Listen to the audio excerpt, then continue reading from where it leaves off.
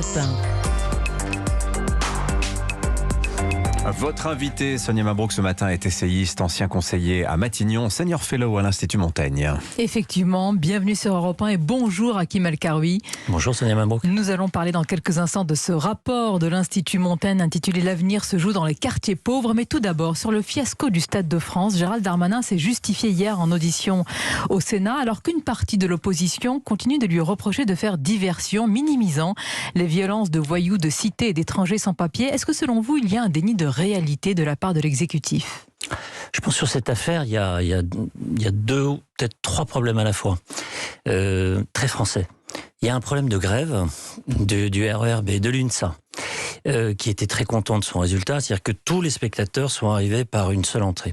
Ensuite, il y a un problème de faux billets, ça en fait personne, je crois, n'en doute. Le sujet, c'est la masse des faux billets. Et puis, il y a, à l'évidence, des délinquants qui ont profité de la situation, et notamment du fait qu'il y avait un attroupement de gens qui avaient des actifs, les billets, ils valaient très cher, et qui ont essayé de s'en saisir en volant les téléphones portables. Et puis après, comme il y a eu énormément de monde et un grand risque de sécurité, d'où les gaz lacrymogènes, il fallait éviter un attroupement, un essoufflement, il fallait éviter que des gens meurent sous la foule. Et à partir de là, la police a géré comme elle a pu. Et puis après, chacun essaye de dire c'est pas de ma faute, c'est la faute de l'autre, ce qui est d'une certaine manière un jeu assez attendu. Diluer les responsabilités est une chose, mais par exemple, il y avait des témoignages très précis des supporters, il y avait le récit des policiers de terrain qui convergent pour décrire des hordes de délinquants, des gangs de banlieue, c'est ce qui est dit et décrit, qui ont détroussé, agressé de nombreux supporters. Et hier, Gérald Darmanin a jugé déplacé de rappeler les nationalités de ces voyous. Par peur, peut-être de stigmatiser, comme on dit, notamment la Seine-Saint-Denis. Est-ce que c'est le cas, Hakim El-Karoui ? Moi, je pense que la meilleure façon de ne pas stigmatiser, c'est de dire la vérité. Parce que quand on dit la vérité, on évite l'amplification, on évite le fantasme, on évite de dire n'importe quoi. Donc, je ne connais pas la nationalité. On connaîtra ou on connaît peut-être la nationalité de ceux qui ont été interpellés, puisque dans ces cas-là, il y a des vérifications d'identité. Il y a peut-être quelques Britanniques, il y a probablement beaucoup de Français, et il y a peut-être quelques personnes d'origine étrangère non britanniques. Oui, c'est même certes fait, mais en quoi le dire, en quoi le dénoncer contribuerait à stigmatiser une population de ces mêmes cités qui est d'ailleurs souvent victime de ces voyous et de ces délinquants ? Alors je pense que ce que vous dites est le plus important, parce que quand on regarde la carte de la délinquance en France, là où elle est le plus importante, c'est pas à Versailles ou à Neuilly. C'est dans les quartiers pauvres des grandes villes, et ceux qui souffrent le plus de cette délinquance, ce sont les habitants des quartiers pauvres des grandes villes. Et quand on fait des enquêtes sur le sentiment d'insécurité... Sentiment, dites-vous ? Oui, mais parce que sur ce sujet-là... le mot du ministre du garde des Sceaux, ce n'est pas une réalité ? Non, c'est tout à fait une réalité, mais ce qui est important, c'est la construction sociale du phénomène. Le sentiment d'insécurité, il est 3 fois plus important dans les quartiers pauvres que dans les autres, que dans le reste de la France. Et c'est ce que vous constatez, et plus largement d'autres choses. Venons-en à votre rapport, Hakim El-Karoui, de l'Institut Montaigne, dont vous êtes le co-auteur, où il est question d'avenir, et en particulier de l'avenir dans les quartiers pauvres. Alors le titre du rapport est éloquent. L'avenir se joue dans les quartiers pauvres. Sur quoi repose une telle affirmation ? Quand on dit l'avenir, c'est notre avenir à tous, et pas seulement l'avenir des habitants des quartiers pauvres. Alors peut-être un mot déjà sur le concept. Les quartiers pauvres, c'est quoi ? C'est les quartiers politiques de la ville. Depuis la loi Lamy 2014, ces quartiers sont zonés en fonction, en gros, d'un seul critère qui est la pauvreté. Et cette pauvreté, c'est quoi ? C'est 3 fois plus pauvre que le reste de la moyenne nationale. Donc on a 42% des habitants qui vivent sous le seuil de pauvreté. Ça fait moins de 1 000 € par mois. Pourquoi c'est notre avenir qui se joue ? Parce que c'est l'avenir. Pourquoi quartier pauvre ? Est-ce que c'est pudiquement pour pas dire banlieue ? Non, parce qu'en fait, il y a 3 types de quartiers pauvres urbains. Il y a les quartiers pauvres des grandes métropoles, ce qu'on appelle les banlieues, les cités. Mais il y a aussi les quartiers pauvres des zones post-industrielles, le bassin minier par exemple, ou la vallée de la Moselle. Et puis il y a des quartiers pauvres urbains un peu partout dans plein de petites villes. Il y en a à Angoulême, il y en a à Béziers, il y en a à Pontarlier, il y en a à Lons-le-Saunier. Donc il faut dire cette réalité, et en même temps il ne faut pas dire quartier. Pourquoi ? Il ne faut pas euphémiser. On meurt de l'euphémisation de la réalité. Donc ce sont des quartiers qui sont identifiés par leur taux de pauvreté. Donc on dit quartier pauvre. Et en quoi ce rapport, Hakim El-Karoui, par sa méthodologie, par ses propositions dont nous allons parler, tranche-t-il avec la montagne de rapports qui ont été faits depuis des années en France sur les banlieues, mais aussi sur les villes et les zones que vous décrivez ? D'abord, je ne crois pas qu'il y ait depuis quelques années beaucoup de travaux sur ces sujets-là. Vous êtes allé voir dans les tiroirs des ministères. On a tout vous avez lu, tout relu. Oui. La Cour des comptes fait des travaux assez régulièrement, les assemblées font des travaux. Puis il y a eu le rapport Borloo, qui est celui le dernier, qui avait beaucoup marqué. Moi, je dirais plutôt que c'est un sujet qui est très maltraité par non seulement l'action publique, mais la réflexion publique. Parce que, et c'est le paradoxe, on en parle tout le temps. Il y a eu 6 mois de campagne électorale, présidentielle, en fait, sur non pas ces quartiers-là, mais les habitants de ces quartiers. Quand on parle d'immigration, quand on parle d'islam, quand on parle d'islamisme, quand on parle d'intégration, en fait, on parle de qui? On parle des habitants de ces quartiers, et d'ailleurs des jeunes, des habitants de ces quartiers. Et ce qui est frappant, c'est qu'on ne parle jamais de solution. On parle toujours des problèmes, on parle jamais de solutions. Et pourquoi c'est notre avenir qui se joue? Parce que c'est juste la cohésion de la nation. Et moi, ce que je veux éviter, ce qu'on veut éviter, ce sur quoi travaille l'Institut Montaigne depuis très longtemps, c'est comment on fait pour, à la fin, vivre ensemble, non pas avec une forme d'élégie un peu théorique, mais on a des très graves problèmes, il faut les résoudre. Alors les solutions, on partage votre diagnostic et qui ne le ferait pas évidemment pour une cohésion nationale, Hakim El Karoui, mais que dites-vous à tous ces Français ce matin qui nous écoutent, j'allais dire trop riches pour être aidés, trop pauvres pour bien vivre et qui entendent depuis des années ce discours, celui que vous tenez, en parlant des aides aux quartiers difficiles et qui n'en bénéficient pas. C'était un peu la problématique des Gilets jaunes, vous savez, avec le sentiment ou la réalité de contribuer sans jamais bénéficier. Alors vous pointez un point important qui est l'idée qu'on met plein d'argent dans ces quartiers. Ce qui est une réalité. C'est faux. C'est une réalité. Ah non, c'est faux. On n'a jamais mis d'argent avec tous les différents plans banlieue. C'est faux. Bon, j'ai la liste, mais je ne vais pas en faire... Je vous donne quelques chiffres. Oui. D'abord, il faut distinguer les bâtiments et les habitants. En fait, qu'est-ce qu'on fait dans ces quartiers? On fait du bâtimentaire, on fait de la rénovation des bâtiments. C'est ça le plan Borloo, c'est ça l'ANRU. Et en gros, on met 3 milliards d'euros par an de rénovation des HLM. Bon. 3 milliards d'euros, vous allez me dire, c'est beaucoup. Oui, mais en fait, on rénove des HLM partout en France. Sauf que partout en France, on ne compte pas le montant. Donc on le fait sur ces zones-là, et on le fait parce que l'État met lui-même un peu d'argent, et il met un peu plus d'argent qu'ailleurs. Mais si on regarde le service aux habitants, qu'est-ce qu'on voit? On voit qu'il manque 1 milliard d'euros par an par rapport au lot commun. Et ce milliard, il est où? 350 millions d'éducation nationale, alors qu'il y a un peu plus d'enseignants, mais ils sont beaucoup plus jeunes, et donc ils coûtent moins cher. 550 millions de policiers en moins. 550 millions d'euros chaque année de policiers en moins. Mais Hakim, par exemple, j'ai pris le dernier rapport de l'INSEE. Il ne s'agit pas de faire un concours qui est le mieux ou le moins bien loti. Malgré tout, les banlieues sont moins pauvres que certaines villes. Et vous en avez parlé au début de cet entretien. Par exemple, certaines villes du Nord et de Picardie, les banlieues sont moins pauvres que beaucoup de zones rurales en France. Bon, et qui s'en soucie? Alors, quand on regarde les banlieues des grandes métropoles, puisque c'est ça dont on parle, ce qu'on voit, c'est qu'il y a à la fois beaucoup de difficultés. Par exemple, la Seine-Saint-Denis, c'est le département le plus pauvre de France. Mais c'est celui qui, dans les 10 dernières années, c'est le 3e département à avoir créé le plus d'emplois dans les 10 dernières années. Pourquoi? Parce que les banlieues des métropoles sont tirées vers le haut par la dynamique des métropoles. La croissance aujourd'hui en France, elle est faite dans les grandes villes.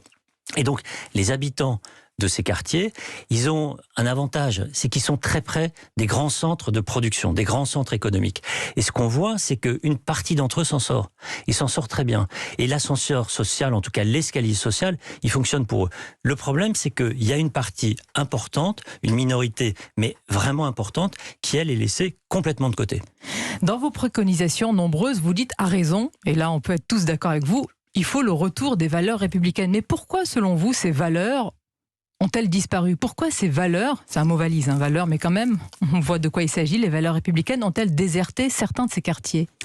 Alors il y a plein de raisons. Il y a la spécificité des quartiers pauvres des grandes villes, c'est quoi par rapport aux autres? C'est l'immigration. En Seine-Saint-Denis, il y avait 15% d'immigrés en 1982, aujourd'hui il y en a 30. En France, on est passé de 7,5 à 9,5 dans la même période. Donc il n'y a pas une vague d'immigration colossale en France. Il y a une vague d'immigration très importante dans certains quartiers. Et ces quartiers, ce sont les quartiers des grandes villes, Paris d'abord, et essentiellement la région parisienne, et puis l'arc méditerranéen. Je reformule juste la question. Est-ce que c'est la faute, si ces valeurs, pour certaines, n'y sont plus, est-ce que c'est la faute de la République, de l'État, ou est-ce la faute d'une contre-société? Vous entendez souvent ce discours, je suppose, une contre-culture, en gros, où le policier est considéré comme l'ennemi, où ce serait la loi des caïds et des islamistes que disent depuis 40 ans, évidemment, Georges Bensoussan ou encore Bernard Rougier. Mais en fait, c'est compliqué parce que, encore une fois, les victimes des caïds et des islamistes, ce sont les habitants de ces quartiers. Le fait migratoire, c'est quoi? Le fait migratoire, c'est on passe d'une culture A à une culture B. Et c'est une transition. Dans cette transition, il y a un moment compliqué. C'est le moment où on perd le lien avec la culture des parents. Et pourquoi on le perd? Mais parce que on le rejette? Les parents sont décrédibilisés par les enfants parce que les parents ne sont pas raccords avec la société. Et donc les enfants se trouvent au milieu du gué. Certains s'en sortent, une majorité, mais il y a une minorité, et notamment ceux qui sont désocialisés, qui échouent à l'école, etc., et qui sont attirés par une forme de délinquance très, très, très juvénile, hein, parce qu'à 12 ans, 13 ans, on a déjà d'énormes problèmes. Eux, ils vont aller chercher autre chose. Mais ils vont chercher une contre-république. Oui. Et puis, il y a une offre idéologique qui arrive, c'est l'offre islamiste qui dit « La République est contre vous, la France est contre vous, regardez les discriminations » qui sont très importantes. Et nous, on est là pour vous, on donne un sens à votre vie. Et d'ailleurs, quand on regarde, c'est quoi l'islamisme? C'est des questions-réponses. Qu'est-ce qu'il faut faire? C'est une prise en charge globale de l'individu. Et ça marche. Et ça marche chez une partie d'entre eux. Donc vous dites que les islamistes offrent un projet social, culturel, idéologique à ces jeunes aujourd'hui qui y adhèrent. Et oui, tout à fait. Et ce que je vois aussi, c'est que quand vous parlez de contre-société, c'est peut-être valable dans un petit nombre de territoires, si on parle de contre-société globale. Mais c'est quoi le succès disons de l'islamisme ou du post-islamisme? Il y avait l'Église catholique. L'Église catholique, elle encadrait les jeunes des milieux populaires. Il y avait le Parti communiste, qui faisait exactement le même boulot, avec des valeurs un petit peu différentes, mais une forme de travail social, travail culturel très important. Et puis il y avait l'action de l'État, l'action des collectivités. Tout ça s'est retiré. L'Église catholique a assez largement disparu, le Parti communiste a assez largement disparu, et il y a un engagement public, qu'il soit au niveau de l'État ou au niveau local, qui est beaucoup plus faible. Et il y a une offre d'encadrement social vous dites que qui s'est développée. De la faute de l'État qui se retirait. C'est la faute. Vous savez, c'est pas le sujet, c'est pas est-ce que c'est la faute de tel ou tel. C'est un état de fait et il y a des responsabilités. Ce qui est très important, c'est il faut qu'on arrête de croire qu'on fait beaucoup. La puissance publique fait beaucoup dans ces quartiers. Parce que ce n'est pas vrai. Elle fait beaucoup pour la rénovation urbaine et tout le travail qu'on fait là, c'est de dire il faut penser aux habitants. La rénovation urbaine, ça participe quand même à l'action. Oui, mais en fait, vous savez, vous détruisez les barres de HLM, vous en reconstruisez d'autres plus agréable, à coup sûr. Vous n'avez pas changé les habitants, vous avez créé zéro activité économique, et nous, on a compté qu'il manquait 13 000 forces de l'ordre dans ces quartiers. Et enseignants, parce que là, vous donnez un exemple concret, évidemment, de pistes développées. Il y a beaucoup de choses dans votre rapport, mais aussi, évidemment, attirer les enseignants dans ces zones les moins attractives. Alors, question, comment vous faites, Hakim El-Karoui? Parce qu'il y a aussi, il faut bien le décrire, les violences contre les enseignants, les insultes, les menaces, parfois les contestations de certains cours d'histoire. Qu'est-ce que vous dites à un professeur qui ne veut pas vivre cela? Alors, bon, d'abord, il faut savoir qui va enseigner. Hein. C'est paradoxal, d'ailleurs, c'est le même problème pour les policiers. Ce sont les plus jeunes et les moins formés qui vont affronter les élèves les plus compliqués.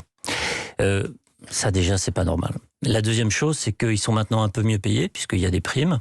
Les primes se développent, et d'ailleurs, beaucoup a été fait durant le dernier quinquennat, mais ça suffit pas. Puis la troisième chose, c'est que pour aller dans ces quartiers-là, il faut être un hussard noir de la République. Il faut y croire, il faut en vouloir, il faut être prêt à y rester. Oui, et il y a beaucoup d'enseignants. Des menaces, des insultes. Pardonnez-moi d'insister sur cet aspect-là. Il faut vouloir changer le monde. Est-ce que les bons sentiments. Oui, mais. Il faut vouloir changer le monde. C'est plus facile de le changer ce matin dans notre studio que face à. C'est sûr, mais il y a beaucoup d'enseignants qui ont cette foi-là chevillée au corps. Parce que quand ils se lèvent le matin, ils savent à quoi ils servent. Mais pour ça, il faut pouvoir aussi les choisir. Il faut pouvoir les retenir. Et il faut une liberté des chefs d'établissement pour organiser leur équipe. Parce qu'aujourd'hui, on a bien souvent des enseignants qui arrivent là, qui ne veulent pas, qui partent le plus tôt possible, qui habitent le plus loin possible, et puis qui, au bout de 2 ans, ne sont plus sur place. Et ce qu'il faut dans ces quartiers-là, ce sont des adultes.